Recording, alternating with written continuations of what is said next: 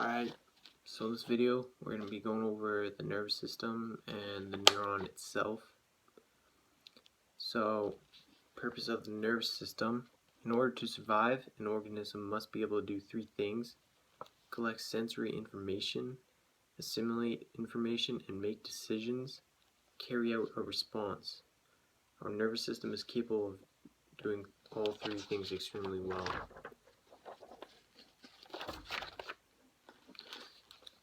The nervous system is made up of the brain, the spinal cord, and the nerves. The smallest unit of function is the neuron. Parts of the neuron: you have the cell body, dendrites, axon, Schwann cells, myelin sheath, neurolemma. Dendrites, they collect information. The axon keeps the nerve moving. Myelin sheath allows impulse to go faster. Nodes of Ranvier jumps from node to node. Neurolemma regenerates the neuron.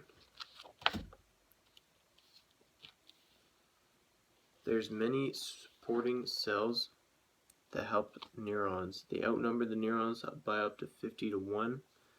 Some form the blood-brain barrier, which restricts what can enter the brain. Some give support for neurons or aid them in their metabolism. Others form the myelin sheath of axons.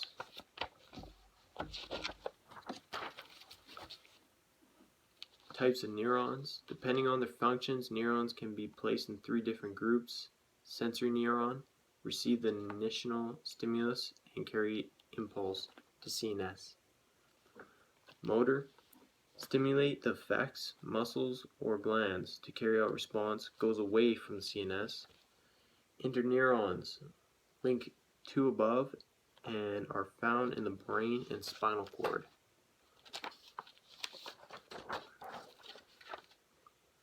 Reflexes.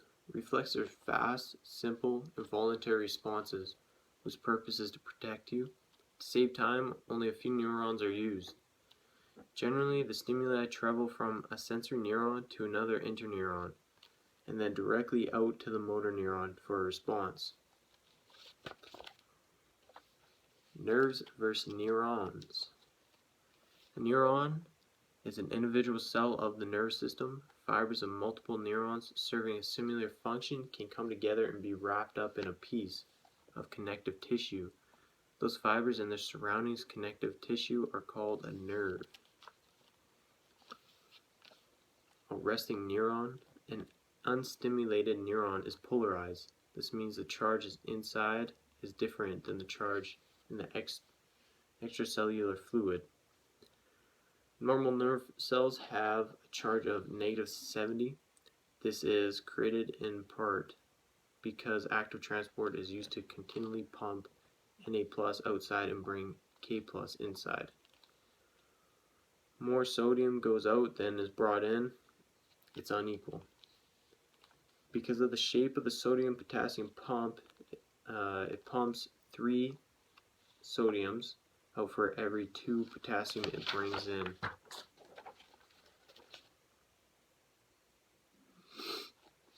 Nerve impulse action potential. In response to stimulus, certain ion channels will open. The stimulus could be subthreshold. The stronger the stimulus at this point, the more channels open, greater response. Different kinds of stimuli open different gates with different results. If sodium gates open, sodium will diffuse in, and the neuron becomes less negative. If potassium gates open, potassium diffuses out, the charge will become more negative. The neuron is now hyperpolarized. Nerve impulses. If enough sodium gates open and the neuron's charge passes a certain threshold value, then this causes even more sodium gates to open so that a complete depolarization occurs and the charge goes up to +30. This then causes sodium gates in neighboring parts of the neuron to open and a wave of depolarization occurring. along the neuron, which is positive feedback. This causes an action potential and a nerve impulse.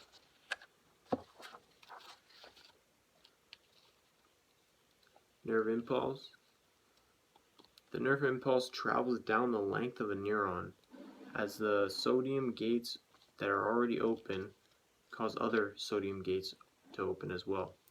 Action potentials are all or none events. If stimulus is below threshold level, subthreshold, no action potential occurs. Once a threshold is reached or surpassed, however, the nerve impulse occurs exactly the same way. There is no strong or weak nerve impulse. It is always the same.